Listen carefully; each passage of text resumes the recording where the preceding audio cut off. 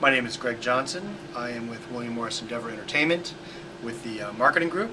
I help brands think through how to use entertainment to do better marketing.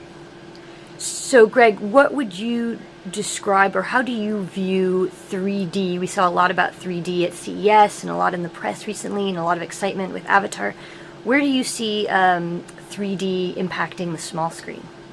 I remember, I've been at CES probably every single year for 15 years. I remember the first HD TVs, I don't know, it's probably 6-7 years ago, or even further back than that. A lot of excitement and hype around seeing those the first time. I think we have the same cycle to look at around 3D televisions in the home. I actually think too much attention is spent on that, not enough is spent on internet-enabled televisions. I think things like the Vizio or Samsung internet-enabled TVs, those are really going to be in consumers' houses long before the 3D, and I think that the key to that, understanding that, is simply the content. You have Disney, who's going to put out one 3D title at the end of this year, and people won't buy a television for one title. And I think until you have broadcast 3D entertainment, we won't really drive mass. I think just like you needed football to be available in HD for several years, which really created a market and demand for the HD televisions, I think you need the same thing.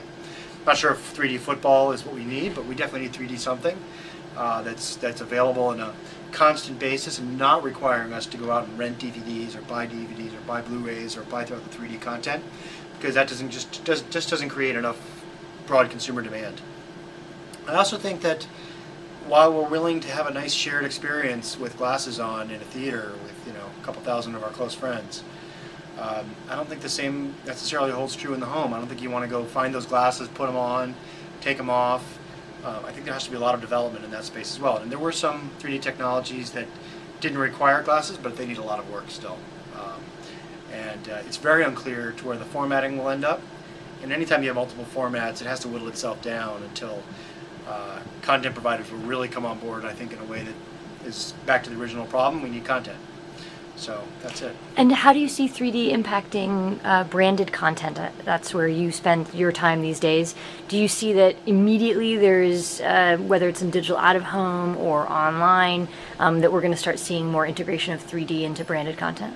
It's a good question. I think we're still seeing how HD affects branded content and the fact that you have the resolution and the detail. And I don't think we've fully taken advantage of some of those things, so I think we still have a long runway there. To me, 3D does not add another. I mean, the dimension between standard definition television and high definition television for a product or a brand in terms of its visual identity and the sharpness is a fairly significant difference. I don't know why 3D is going to make it that much better. If it was a more engaging medium, maybe so.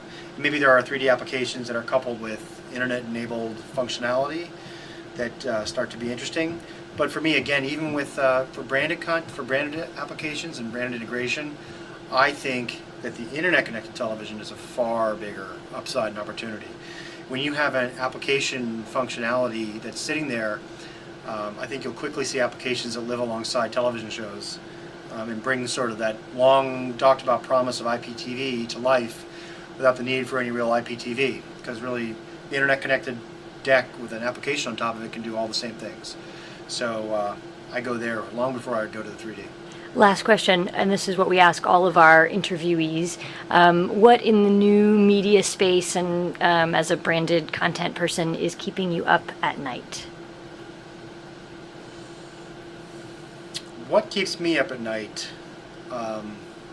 more often than not, is really about the quantity of opportunities. It's about choosing the right things. I think as usual in these things, with great disruption brings great opportunity, and we're at a moment of a lot of disruption. So making the right choices, making smart choices for clients and for talent and partners is really the critical thing.